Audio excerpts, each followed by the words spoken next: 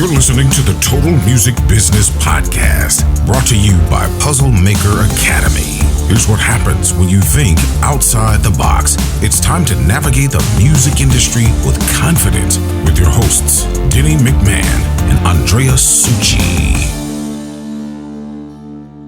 Welcome to episode 9 of the Total Music Business Podcast. I am one half of your hosts, Andrea Succi, and I have here your other host half, Danny McMahon. Danny, how's it going, my friend? I'm good, man. I'm good. We're on to episode 9. I know. This is becoming a thing. Yeah. It's good. It's good. It's exciting. Nearly a year of the podcast. Yeah, we're almost podcast famous now. I'm getting people message me saying they're listening and all sorts of stuff. It's it's getting real. We love it. Oh, it's amazing, man. It's good.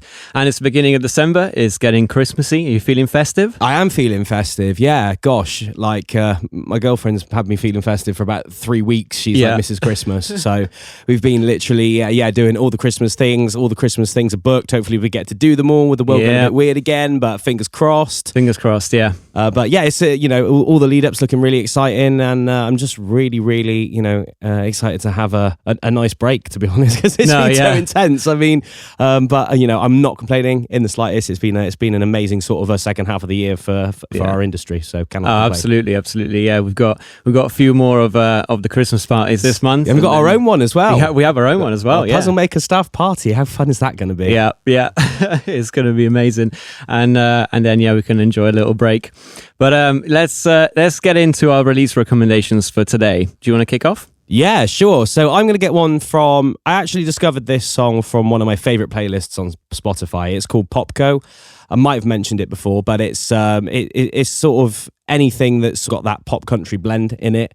And there's this song in particular I discovered off there, and it's called Used To by Brandon Ray. Again, like I think I've spoken about it. I think I spoke about it on the last one actually when I was talking about the Casey Musgrave song. It's a completely different kind of song. Yeah. But the production principle's pretty much the same, where it kind of doesn't go where you expect it to go. Yeah.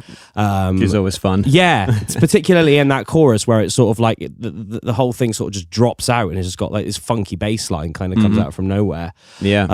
And it's kind of like, it's a country song, but there's like a Bruno Mars bass line that makes up the chorus. I love it. Do you know what I mean? Like it's something really cool, really exciting, and you do not see it coming. And he does this falsetto thing going up the scale, and he nails it. Right. He absolutely nails it. Again, like it's a vocal technique in country music, isn't it? It's not something you ever really hear. Is that sort of very course. Frequently, that sort of a male falsetto thing, and absolutely kills it. So that was definitely my release recommendation for this month. Amazing. Yeah, one to check out. And my one is Ride the Lightning by Warren Zeiders. He's a relatively new artist, and this is off of his latest EP. And it's just a great groove. Like it's pretty heavy track, quite rocky, but really, really polished. And that's what I love about it. Every time that country goes like a bit heavier, that's very much my thing. But it's a Drea song. It is. Yeah, and I just went, it's a Drea song. Yeah. Like, that's the only way I could describe it. Yeah, I just love it when the influence is there from sort of hard rock, really, and southern rock, but it's still very much polished pop, and it fits in the main Nashville playlist. I actually found this on the main Tidal Country Waves playlist. Okay, cool. Which is like the hits one. Mm-hmm. I think on Spotify it's Country Hits or... Yeah, probably be like pop country. There we go. Hits, one of those. So on the main one, which means it's made it onto the mainstream pop one, because that's basically essentially what it is, and it's one of my favorite mixes on this one as well. Free Chippin, you're gonna say your fave, one of my heroes, he did Chase Rice. That's how I discovered Free Chippin on the Chase Rice album. That I now can't remember the title. First one, Lions, Lambs, and something else. Lions and Lambs and Lions, that one. Yeah. And Lions was actually the first one I heard. Sorry, Chase, if you're listening. Yeah. Lions was the first one that I heard mixed by Free Chippin, and I love his mixing style. So it's nice to hear him again on this one. So another one to check out and add them to your playlists, and we hope you enjoy them. And I think it's time now to hand it over to Danny to introduce our lovely guest. It is. So the great thing about doing this podcast is it makes me realise I've got more friends than I actually thought I did, which is good. But yes, this is a good buddy of mine. We've written songs together. If any of you follow my music, she wrote a song called Best Worst Habit with me, which is the first one that we released. We've written loads of others since. There's another one coming out next year. You heard it here first. She's got loads of stories to tell you all about her songwriting. So ladies and gents, please give it up for Miss Lauren Campbell. Clap, clap, clap. Hi guys, how are you doing? Good. How are you, my dear? Yeah, really good, thank you. Really good. Good. Well, I've got a lot of questions for you here, so I think we should dive right in. I'm going to just go with a really, really simple one that's going to set the tone for the listeners. So, Obviously, like myself, you're a diehard country music fan, but I don't think I've ever asked you this question. So, when did you first discover country music? When did it first become a thing for you? Yeah, because everyone always asks this, obviously, because we're both, UK country artists, or I'm a songwriter, you're an artist. People often ask, how'd you get into it? And so for me, I remember some friends of mine listened to country music because they had American friends. So the more time I spent around them, they were like, oh, I listened to some country music. And when they said listen to country music, I thought they meant like Mumford & Sons. Which is folk, but we'll let you off. I love country music. You're like Mumford & Sons, and they're like, no, like country music. And I'm like, okay. And they pointed me in the direction of David Nail. Good place to start that. Very good place to start. And I listened to Sound of a Million Dreams and Let It Rain. Mm-hmm. And from there, I was just hooked. I think he definitely paved the way for me. And after that, I then found like Shelter, went down that route. And then I listened to all your classic ones, really. So it was definitely David Nail that kicked it off for me, though, and I fell in love with his voice. And I think it's the storytelling. I don't know about you guys, but the storytelling really I was the same. Me. I was exactly the same. That was the thing that brought me over from pop to country. That was the key difference in the songwriting styles for me, that I just found that much more relatable. It just, was talking about real people, real feelings, real happenings, and it just sort of like, it gave it that extra, because obviously the stuff, that you and I both love, we do love the crossover stuff, but it's always got a story, like Sam Hunt, perfect example. Like it's got that, that pop sensibility, but it always has that story. It always has a relatability factor. Definitely. And I didn't even realise that growing up in my household, Springsteen was played a lot. So my dad is a huge Bruce Springsteen fan. So as I grew up, I was always listening to Springsteen. So maybe I did like country before I knew I liked country. It's so interesting, isn't it? I think he's such an interesting reference point, and that comes up again and again. It's kind of like it wasn't then, but it could be now. Yeah, it was the same with me. My mum's favorite artist, and yeah, I guess maybe it was the same for me then, that I had it actually playing, all throughout my childhood, and then I ended up discovering country music through him. I think a lot of it you do actually. That's a really good. That you could go on forever with that topic. But being influenced by what your parents listen to. I mean, my dad's favorite band are the Eagles, so that would also make sense. There we go. Yeah. So it was probably mine as well. So I think you definitely do consume a lot of that when you're younger. So subconsciously, just it's there basically. Yeah. Without even realizing it. That's really interesting. All right, so question number 2. So when I first started writing with you, the first thing I thought is you got like a really like unique way of songwriting. Okay. How did you discover that you wanted to write songs right in the way you do? Because obviously you're a top line writer, right? So you don't play an instrument, you purely write top line. How did you sort of discover that process of sort of like, were you writing sort of poems? Were you just coming up with melodies in your head? Was it little bits of both? And then at what point did you think, okay, actually we can turn this into a song with somebody else? How I'm kind of really interested to sort of understand how that process went for you. Yeah, so for a while, I think as songwriters, when we hear a phrase or we see something, you get inspired by it, and you almost like create a story around a phrase you might hear. Mm-hmm. I don't know if that's what you do. Sometimes I hear a phrase or something that inspires me, and I think, okay, what's the story behind that? And I guess that's how our brains work when we're in the industry. Like we can find inspiration in anything.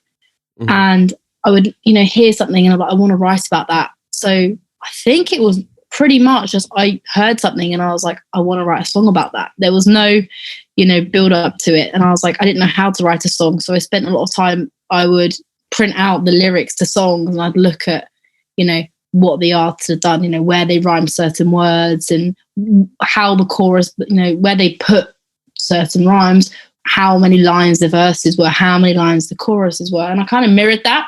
So I'd look at an artist that I liked and I'd look at how they did their structure, and I would then copy their structure in my own way until I found my own voice and my own way of writing. So a lot of it was mirroring other artists. But for a while, I was at home writing these songs. And I'm a terrible singer. You both know that singing isn't my so it's a miracle that you can even pick up the notes that I try and hit. Mate, not at all. I enjoy it though, you see, because like for me, that's why I wanted to get into that, and that's really, really interesting that was the way that you almost like taught yourself to do it.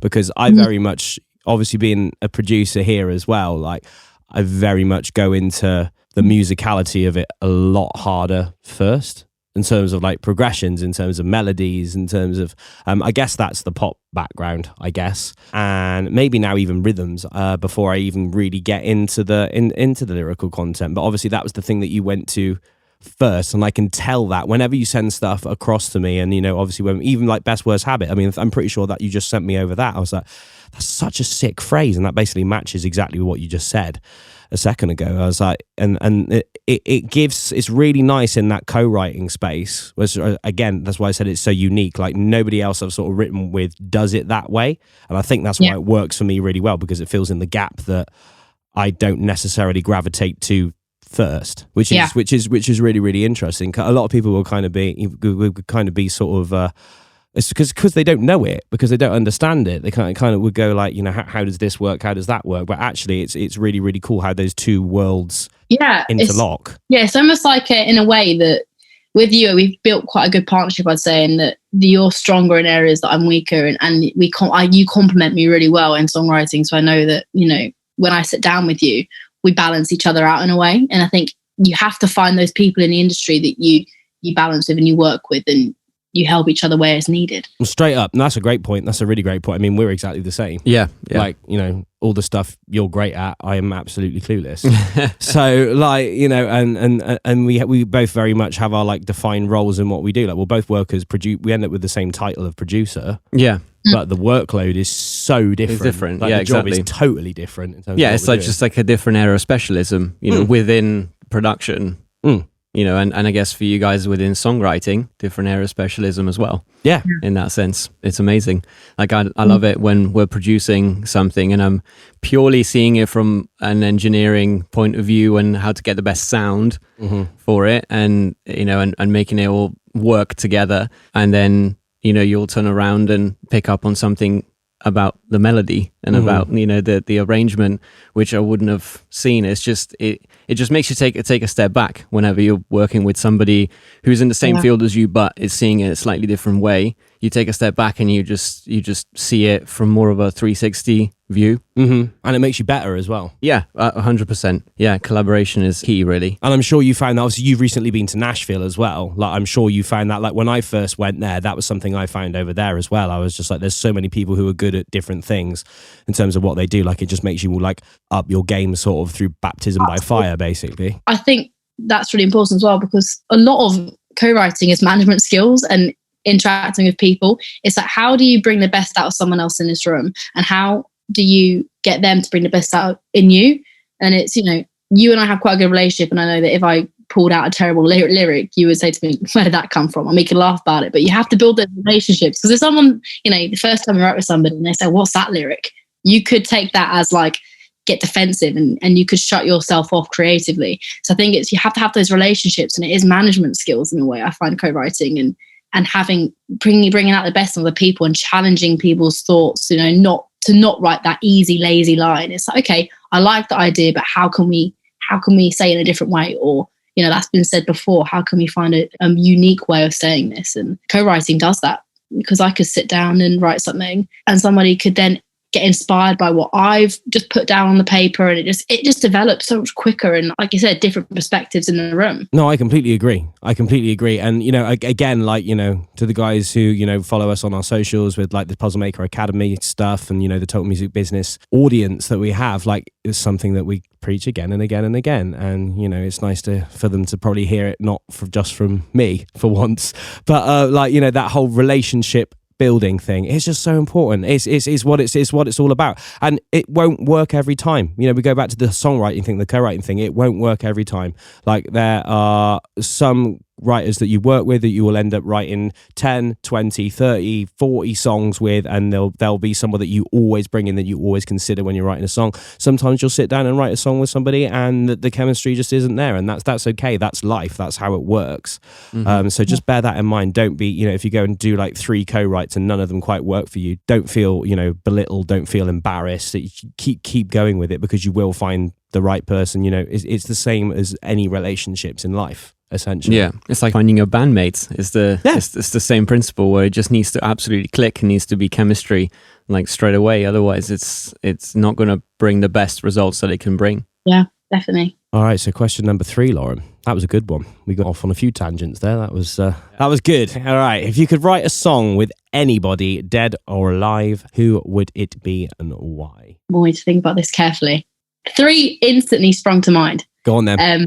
I'll let 3 you have that 3. This is a weird one. Curveball. George Michael. Yeah, no, don't. Amazing. I'm all for that. I love his writing. Absolutely love it. And his vocal. Yeah. Do you know what, George Michael? I think that he was such an incredible songwriter. So I would say George Michael. Okay. Both ways, because his Wham stuff's so poppy, but then stuff he did originally, like a different corner. Very versatile. Very versatile. So definitely George Michael. At the moment, Adam Hambrick. Yeah, he's dope. Loved him. I saw him at C2C. He was unbelievable. Really love the stuff that Adam Hambrick's done for other people, the stuff he's done for himself. I think he's a great songwriter and someone that I definitely look up to. And I think just great songwriter. I'd love to write with him. So I'm so greedy. Look at me picking everyone in the industry. Know, right? all your best friends. Yeah. And Springsteen, obviously, just to say, you know, my dad would be so proud, and I think just to sit in a room with him and just see how he does things. That'd be my. That's a good question, a good answer. I think I'm quite proud all round there. That was good. All right, Lauren, this is my last one for you.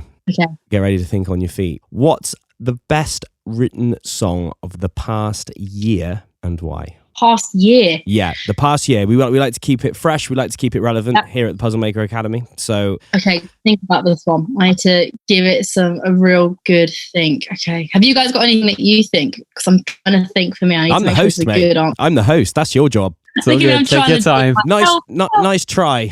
Yeah, I'm trying. In the last year, I don't want to get my dates wrong. That's the issue. Oh, it's okay. We're not gonna be too tight about that. Okay, what has come out in the past year? I have loved this year. Seaforth. I've loved. Great loved. Shout. I'm gonna say, is it Breakups? Yeah.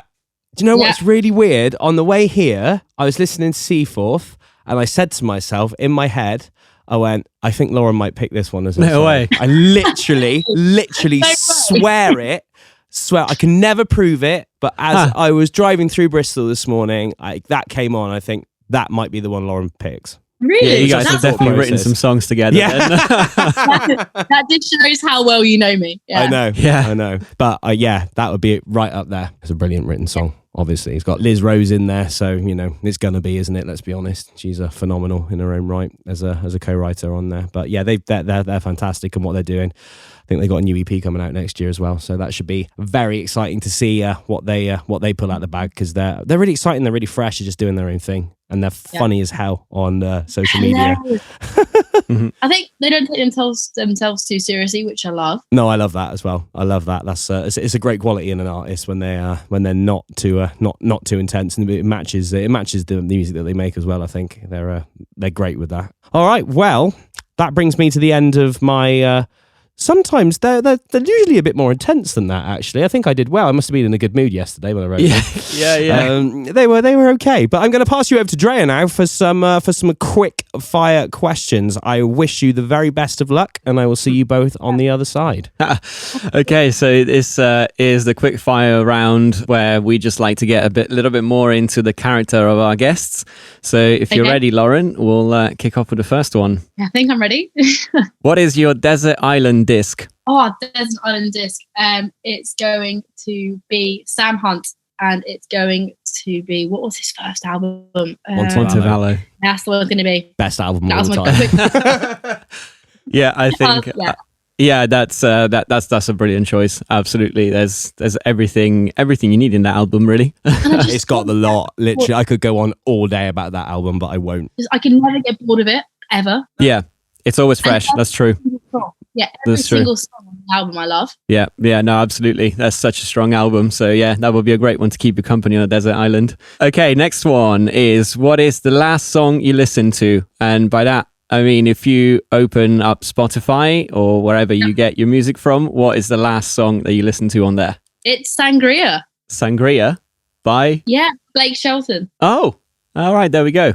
Didn't know it, but That's a decent tune. It's a decent tune. Yeah. I've got a bit of a bugbear with Blake. Like I love his music, but I went to the Songwriters Awards in Nashville and he did a song and it was a bit pancakey. oh, Yeah, but it's okay. I'm sure I'll see him again and I'll forgive him. Some of his other videos look great, but there we go. Not hating on Blake Shelton, love his music, but that particular occasion wasn't the best of the night. But to be fair, we just seen like Brothers Osborne, Thomas Rhett, etc. So and everyone was on pretty good form. sure. Yeah, Yeah, well, there we not go. that he cares on what my opinion is whatsoever when he's living in his massive mansion with Gwen Stefani. So Yeah. there you go. There we go. I'm going to have to check that one out. Next one is, what is the very first concert you attended? Ooh, the very first concert I attended was a Children in Need concert, actually. It was like, do you remember back in the day of Children in Need at the BBC studios? And it was like everyone was like a Girls Aloud kind of thing. Yeah. So as you can see exactly why I went into country music. The links between Girls Aloud and the country scene are so strong. Did you just want to be Cheryl Cole? Yeah. And then the first country concert I went to was C2C. Okay. Yep. What year? It was 2019, I want to say. All right. Got Yeah. late to the party. Yeah, very good. Yeah, 2019, 2018, something like that. Yeah. Amazing. Who was headlining that year? Ooh, who was headlining? Luke Combs. Luke Combs. Oh, was it Luke Combs? That would have been 2018. Yeah, 18. Because 2019 was like Keith Urban, Lady A. That was the last one they did. Yeah, that's 2019. mad. That was incredible that year, to be fair. Yeah, it was 2018. And then the after party event was Brett Young, I want to say. Oh, mate, you missed out that night because I went and saw Russell Dickerson for free and it was absolutely lit. It was like one of the best shows I've ever been to. I was literally front row, like fangirling it up with Of course. yeah, shook his hand and everything. Yeah. In the middle of girls' night out, we had a great time, me and Russ, that night. It was great. Have you washed your hands since, Danny? No, I haven't. Well, kind of had to. There's this thing called coronavirus kicked in, so I was kind of made to at that point, unfortunately. All right. Amazing. Okay. So next one is, what is the book you've recommended or gifted the most? I've just finished reading Shoe Dog. Yeah. So it tells the story of how Nike started off and the challenges it went through. And I think I really, really liked it because I think that although I'm not going to start a shoe company from my basement, you can see how the business industry mirrors the being a songwriter in the music industry, in that we do face challenges. It's how do we overcome them, and kind of inspires you that your small idea that you may think is ridiculous and people laugh at you can happen. And it's also really entertaining. So Shoe Dog by Phil Knight is what I would recommend. Oh, Probably amazing. would really enjoy that and really appreciate it, to be honest, because obviously starting up a business is hard work, as we know. Yes. And I used to work at a shoe shop, so there we go. True. Yeah, no, that sounds really interesting. Yeah, definitely Really want to check out. Amazing. Okay, so next one is, was it Jane Austen, Emily Bronte, or Thomas Hardy that made you fall in love with literature? Oh, can I say none? Of course. Because if I had to pick out those three, I think it would probably be one that pretty hardy, but controversial. I absolutely love. Can you name the three again? Go again. It's Jane Austen, Emily Bronte, Thomas Hardy. Do you know what? It was none of those. I'm really sorry. No, it's not a problem. Do you know what? I love Frankenstein, Mary Shelley. Oh yeah, sure, of course. It would be Mary Shelley. I love the story of Frankenstein and how everyone treats him so badly just because of the way he looks. You know, it's deep and it relates to now. Yeah. Yeah. I know the feeling. Wise wisdom for the See, there was a double twist to that question. That was my idea, Lauren. Sorry, it was Danny's idea, but that's actually a quote. That question is a quote from somewhere, and so we were wondering if, as well as asking you, if any of those three, because we know you're very much into literature, into words. So just wanted to see if you'd picked up on the quote as well as telling us who your favorite. I thought you'd get it, Lauren. To be fair, I thought you'd be switched on to that one. That is from 50 Shades of Grey. That quote. There you go. Oh yeah, that classic. I watch all the best movies. I know no literature, in that book. and I watch no classic movies. But I knew that. That's quite sad representation. I think of my pop culture. Shakespeare is crying from the grave now. I know. I'm sorry. Brilliant. Sorry, Willie. Never meant to break your heart. Definitely it's more about me that you're like, yeah, Lauren's definitely going to quote. Giving off a complete wrong impression of me, pal. Amazing. I thought everyone knew it. I thought it was like a really common thing, but clearly I'm just you got weird tastes. I know. Just you. No, brilliant. Just half the listening audience in one foul swoop. Sorry, guys. Yeah, that's it. We just lost everyone at this point. We might as well end the episode. No, okay. So next one is, what topic would you speak about if you were asked to give a TED talk on something outside of your main area of expertise? I think I would do it on, it's hard, outside of, I don't really think I have an area of expertise, so maybe I could do it on how to wing it when you actually know nothing. I think, I don't know, resilience, I think, and how to look at things. Not that I'm out here, I'm the best at being resilient, but I think that through life events and being a songwriter, you do have to build some kind of resilience, and it's about looking at things from a different perspective. So I would try and do a TED talk on seeing the good in the worst situations and how I think that my worst days have led to better days, and something about resilience, I think. Yeah, amazing. We'll sign you up. Yeah. I'll sign some autographs for you two at the end as well if you want. Thanks. In my book. Amazing. Okay, next one. When you think of the word successful, who's the first person that comes to mind and why? Oh, okay. Do you know what? It was family that came to mind, because I didn't really think of it in a way that was in terms of tangible things, into the money or business thing. It's just, my grandfather, I think, is a really successful person in terms of, he's also a songwriter and musician, and he wrote songs for the BBC and radio shows. But I think more aside from that, he's such a good man. Yeah, and love that. The way he treats other people and just him as a character, I think he's a successful human. And I think that if you can treat people with respect and compassion, you're successful. So my grandpa. Absolutely. Great answer. Yeah. And the thing is, for most people, I've seen that question asked many times on a different podcast. And the answer is a lot of the time comes from family members. So it's, it's just like the first sort of people we think of is usually people very close to us, rather than going to someone who might be, famous, or because at the end of the day, successful is just a very subjective word and concept. So everyone sees it differently. So no, absolutely. Brilliant answer. Then the next one is, a quick scroll through your Instagram shows how much you love your dog. But what is the worst thing he's ever done? I could do a podcast just on the things. Amazing. I could do a podcast on the bad things Rufus has done. Where do I start? Just to rattle a few off, he swallowed a sock that he then regurgitated 2 weeks later. This is a good story. This is a good story. So I'll try and tell it as quickly as I can. Yeah, it's all good. I was on a date with a vet, and Rufus actually swallowed grapes on the date. Right. No. And the vet ended up having to take Rufus to work on their day off. So that was something that he did great. He swallowed grapes on a date with a vet, and they ended up having to... Did you get another date after that? No, that was the last date. No.